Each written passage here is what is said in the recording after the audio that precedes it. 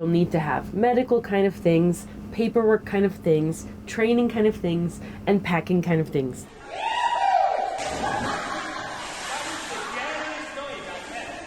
We're going on a boat, hey, on a boat. We're going on a Somebody's boat. very excited because we are in Hamburg right We're now. going on a boat.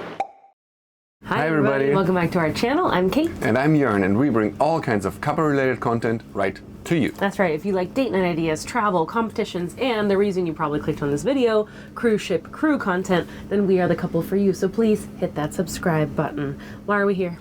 Today we want to talk about everything that comes before this. Right now we are on the ship already, but to get here there is quite a long process of getting all the paperwork done to be able to be a seafarer.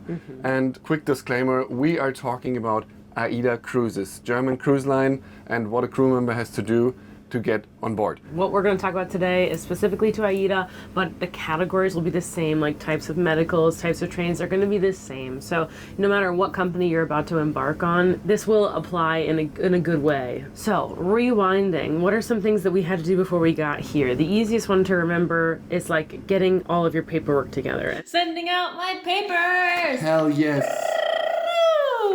And for me specifically, that meant like getting my visa in order.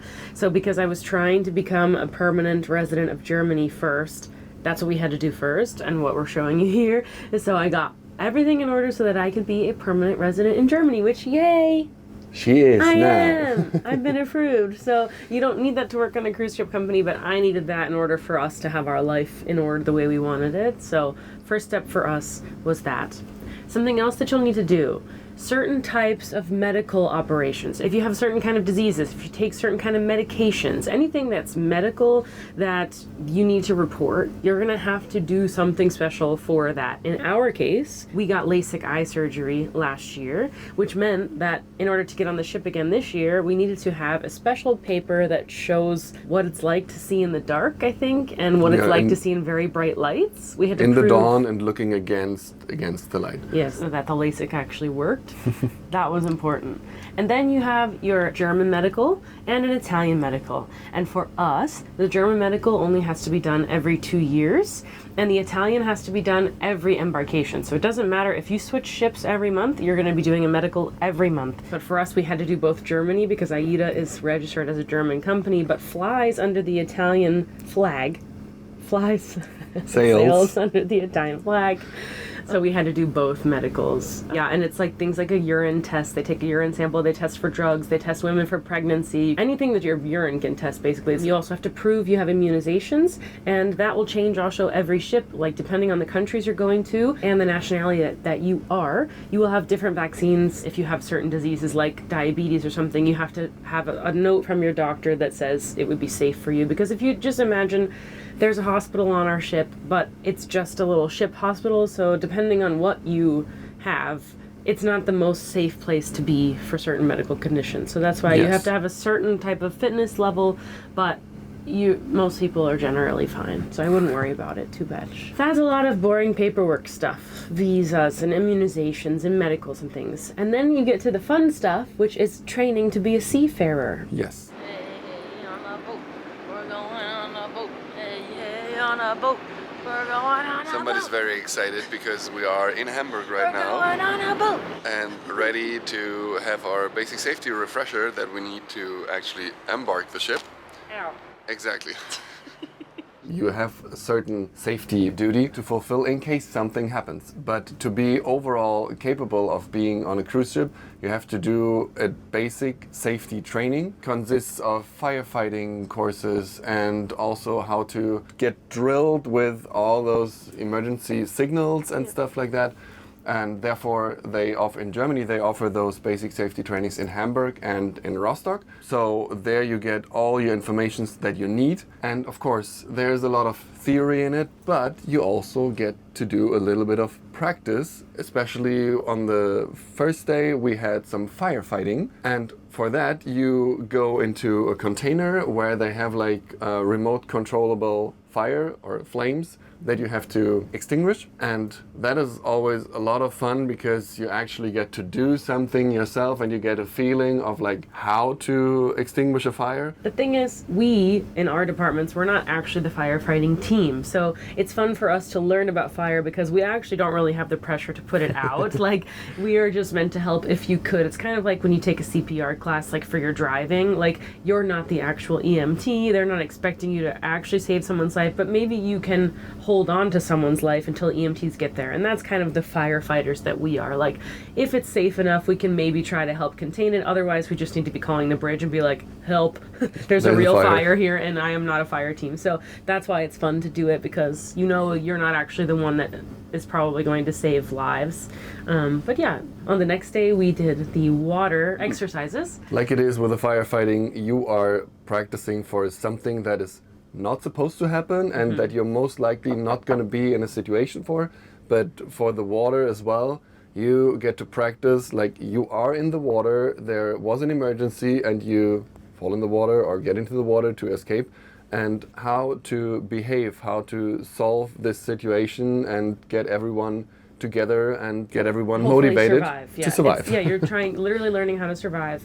The only thing that you don't have is like the amount of cold water. Like the water is cold, but luckily. it's not as cold, luckily, as like hypothermia. But you learn different kinds of formations to do with each other, how to keep each other next to each other, because the easiest way for a plane or a helicopter or another ship to hopefully see you is to make formations where you have the most people attached to each other. You're also learning, unfortunately, you learn things like if someone is unconscious or passed out and you want to save their body, how do we hold someone and not lose them, like Jack in the Titanic? He just drifts away. And how do you keep them with you so that you can bring their body to their family? These terrible things. But anyway, we also learn, or they make us prove that we can jump in the water from 3 meters high.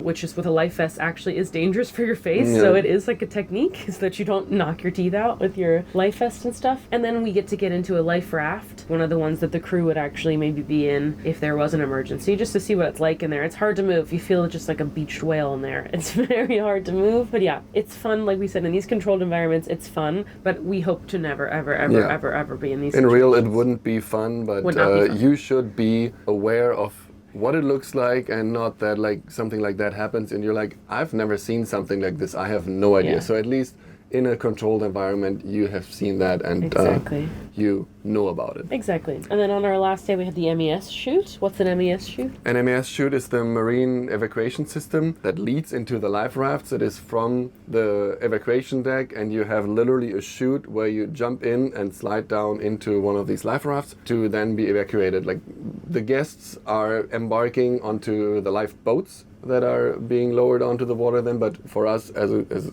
last Crew crew doesn't then get a boat. most of the crew is going to be in those life rafts, and that whole system is called an MES. And right. that's what you practice as well. There is one of these chutes, Yes. and you just slide it down You to actually know have what to to have do. a certification. You have to have gone through one of them and gone through a course on how to use one, and you get an actual specific piece of paper that says we are MES certified so that we can come work here, because that is the way that we abandon ship. Ours would be a lot longer than what you can see in the video. That's just a test one. Yeah. But the one on the ship would be from deck 5 down to the water. But depending on how high the waves are, sometimes the waves come all the way up to deck 5. And the trip is a little The shorter. trip is shorter, yeah. And But one important information is about the money, actually, because who pays for all that? First of all, you pay by yourself, but as soon as you make it through 6 months of being on the ship, then you get reimbursed for it. when you decide you want to be a seafarer, you need to have savings, because you have to pay for everything up front. Like everything we talked about, all these paperworks, immunizations, all the medicals, certifications of things, I don't know, plus your training, your hotel for when you're in Hamburg, how do you get to Hamburg? All of those things you have to pay for up front. And some of them get reimbursed over time, but not right away.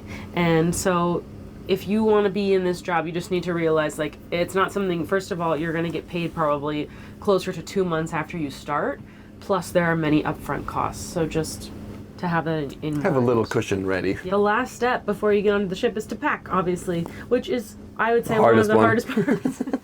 Because for my department, I'm a singer, I was allowed to take 2 bags. Your department can bring only 1, I think. It's hard to get 6 months of your life down to 1 suitcase. So that's one of the hardest parts, is just packing. Maybe if you have questions, we'll tell you the most essential things that we bring and how we organize. Anyway, we'll do a cabin tour eventually, so make sure you're subscribed so you can see how did we decorate and what things did we actually bring here to make our life easier and a little bit more homey. Don't overpack. Like, you are getting so much stuff. In my first contract, I packed a lot, and 1 week later, my dad was there for a vacation, and I already gave him like a whole book bag of stuff where I was like, I'm not gonna need that. So therefore, don't over dramatize with the stuff you might need. I didn't think I was overpacking until I got here again, and I was like, I probably brought a couple things too many. I brought way too many clothes this time, but you never know. Anyway, these are the general categories, like we said, that you'll need to have. Medical kind of things, paperwork kind of things, training kind of things, and packing kind of things. Those are like 4 big categories that every cruise ship around the whole world, the crew will have to do. So good luck on your journey. If you already have a job, congratulations, we're excited for you. And if not, let us know if you need tips about your interview or your audition, depending on which category you're in. You've had both interview categories and audition categories of crew sitting here in front of you. And if you're curious about what happens on the day of embarkation, our day 1 on the ship, we uploaded the video already about the embarkation, so go over and check it out if you didn't already. And otherwise, like, subscribe, share it with your friends, and we are very happy to see you in the next video. That's right. Bye. Bye.